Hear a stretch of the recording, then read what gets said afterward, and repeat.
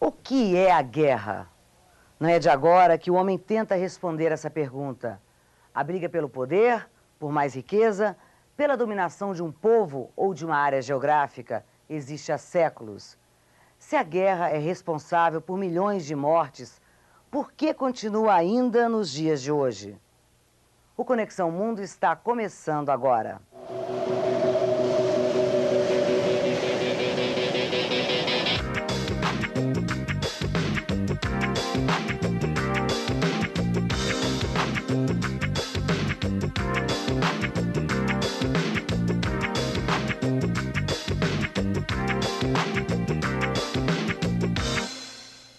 Olá!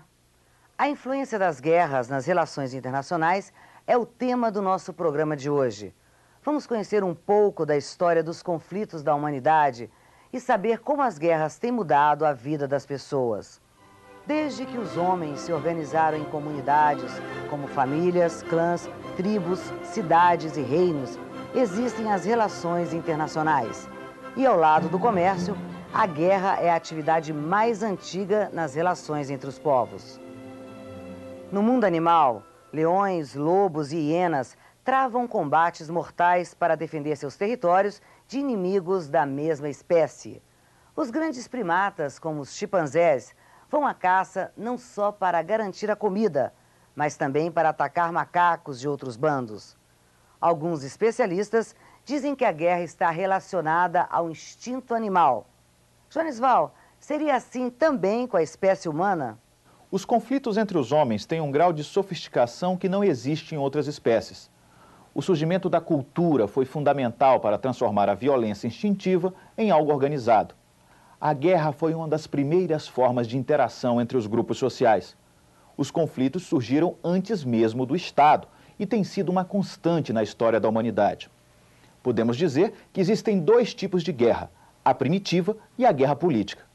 A guerra primitiva seria travada entre pequenas sociedades descentralizadas. Em algumas tribos, por exemplo, os conflitos muitas vezes têm um caráter quase ritualístico. Parecem um ritual e causam poucos danos. Já a guerra política é travada entre países ou nações movidos por altos interesses e sob a justificativa da razão de Estado. Em outras palavras, a guerra era a expressão da cultura de um povo.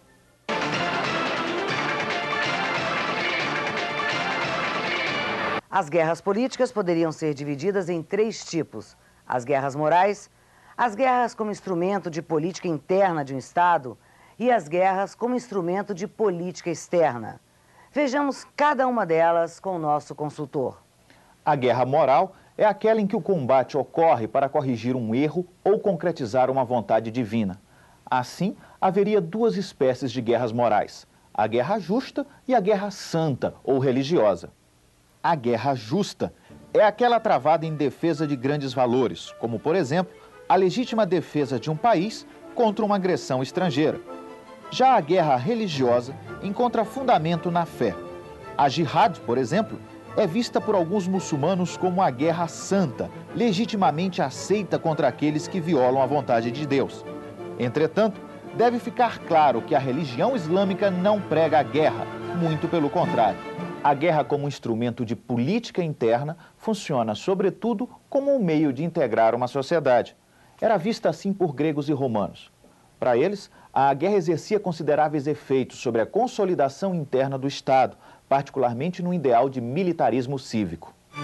Em Roma e nas cidades-estado da Grécia, esse espírito militar era incentivado não apenas porque era importante para a defesa da comunidade, mas porque era apreciado como forma de cidadania. Em termos de política externa, a guerra é percebida como um instrumento de ação dos Estados. Durante muito tempo, as nações consideraram legítimo o direito de recorrer a todos os meios possíveis, inclusive a guerra, para defender seus interesses. Daí que a guerra, como instrumento de política externa, encontrava fundamento no direito do Estado de se preservar e aumentar seu poder no cenário internacional. Durante séculos, a guerra foi vista como um fenômeno natural nas relações internacionais.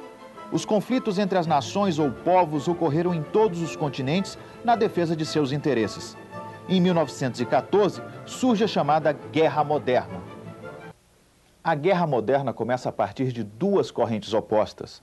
A primeira, que se inicia com Maquiavel, relacionava a guerra à capacidade natural dos estados de exercerem seu poder no cenário internacional. Por essa percepção, a guerra estaria fora do campo do direito.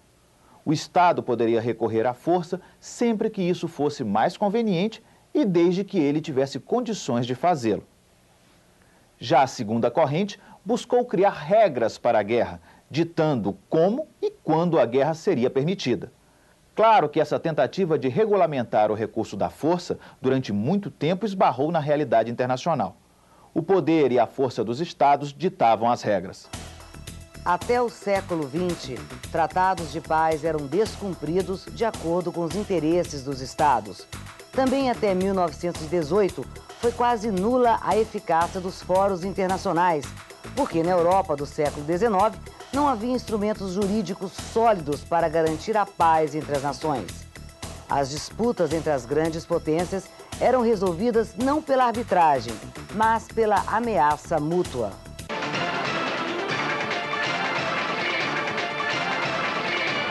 A Primeira Guerra Mundial foi um momento significativo para a sociedade europeia. O impacto sobre as pessoas e os combatentes foi substancial. Houve grande repúdio às atrocidades nas frentes de batalha. A Primeira Guerra Mundial modificou a visão que os europeus tinham da guerra. No início, em 1914, o grande conflito foi encarado com júbilo. Mas, 4 anos depois, era muito grande a rejeição à guerra. E no imediato pós-guerra, o pacifismo ganhou significativo espaço nas relações internacionais, sobretudo entre americanos, ingleses e franceses. O período que vai do final da Primeira Guerra até o início da Segunda Guerra é marcado pela tentativa de evitar que a força fosse utilizada pelos estados para resolver suas disputas. O direito internacional, que condenava a guerra, ganhou força.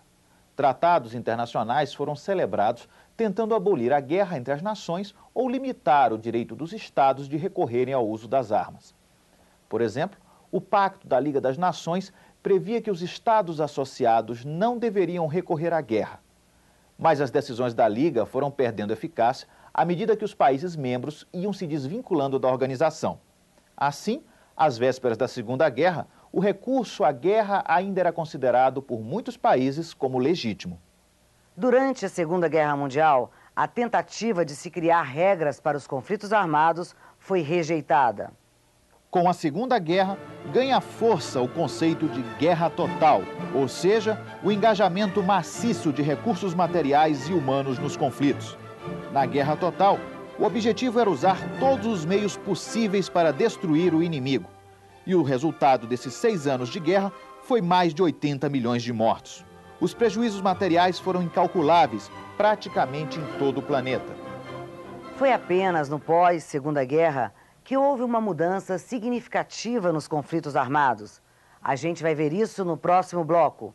E você acompanha ainda. A guerra, ao invés da imagem muitas vezes irracional que passa para a maior parte das pessoas, ela nada mais é do que a continuação da política, só que por outros meios. Voltamos daqui a pouquinho.